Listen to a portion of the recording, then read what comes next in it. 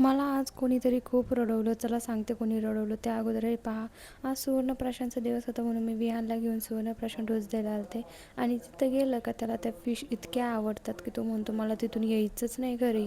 इतकं त्याला त्या फिश आवडतात. आता कसं सांगावं, ते आपल्या फिश नाही येतं. त्यानंतर मी घरी आले, म्हटलं पावभाजीचा बेत केलता. सासूबाई म्हटलं होते की खूप दिवस झालं तुझ्या हातची पावभाजी नाही खाल्ली, पावभाजी कर छान. मग काय, पावभाजीचा कांदा चिरायला घेतले आणि त्या कांद्याने मला एवढं रडवलं विचारूच नका.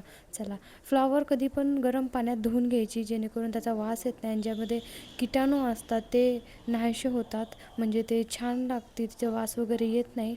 त्यानंतर फुल दाबून पावभाजी खाल्ल्यानंतर म्हटलं थोडंसं ते पावली करावा आणि वातावरण एवढं छान झालं तर थंडगार मस्त, इतकं छान वाटत होतं. मला पाहू शकता वातावरण कसं आहे, थंडगार, इतकं छान वाटत होतं की विचारूच नका. हे पहा मी कुठं आलते फिरत फिरत विहानच्या स्कूलपाशी.